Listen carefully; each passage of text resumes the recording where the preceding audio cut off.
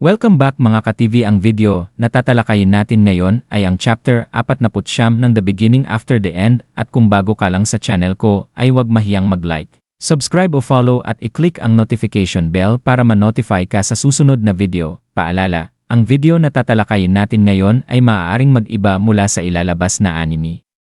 Hindi ko inaangkin ang mga drawing o anumang materyales na ipapakita. Ang layunin ko ay magpakita ng suporta at magbigay ng impormasyon tungkol dito. Ang lahat ng kredito ay nananatili sa mga orihinal na may-ari.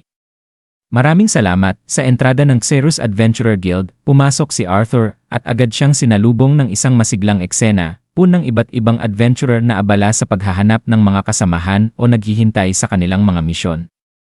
Habang pinagmamasdan niya ang paligid, biglang lumitaw si Sylvie mula sa kanyang bag sa anyong maliit na itim na butiki. Napansin ito ni Jasmine at tinanong kung bakit kakaiba ang itsura ng kanyang bond. Ipinaliwanag ni Arthur na natuklasan niyang kaya ni Sylvie na baguhin ang anyo niya upang hindi masyadong makatawag pansin. Lumapit sila sa receptionist ng guild at bago pa man makapagsalita si Arthur, inabot na agad ni Jasmine ang isang papel sa receptionist at idineklara na nais niyang isponsor si Arthur para sa pagsusulit pangranggo. Nagulat man sa una, agad na nagbago ang tono ng receptionist nang makita ang papel, malamang ay naglalaman ito ng kredensyal mula sa pamilya ni Jasmine. Agad silang pinapila sa unahan at dinala sa loob ng gusali, habang napapansin ni Arthur ang mga bulong-bulungan sa paligid. Sa opisina ng pagsusulit, ipinakilala sila ng receptionist kay Caspian Bladeheart, ang hepe ng sangay ng guild.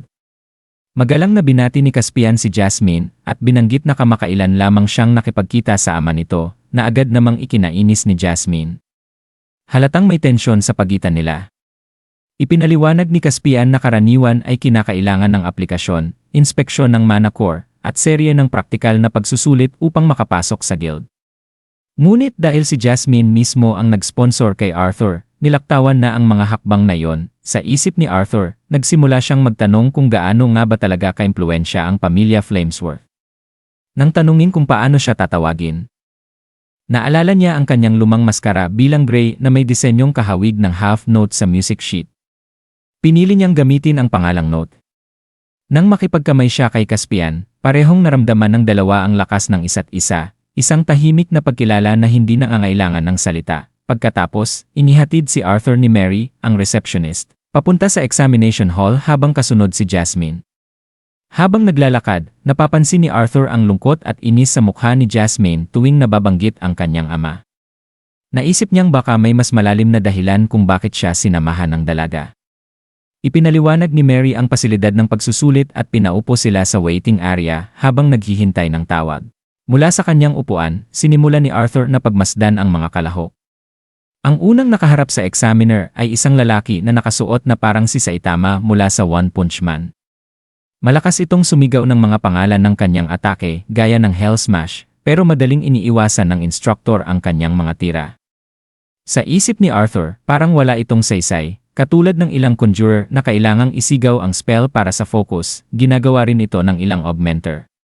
Ngunit mali ang kanyang balance, at sa huli ay pinahiya siya ng examiner at inilagay sa D-class. Kahit may fire affinity pa siya, sumunod ay si Dean Whitehall, isang dalagang conjurer na agad na nadapa habang pababa sa hagdan. Dahilan upang pagtawanan siya ng mga nanonood. Maging si Lucas Wikes, isa pang kalahok, ay pinuna siya ng masakit. Napansin ni Arthur si Lucas at agad na naramdaman ang kakaibang lakas nito.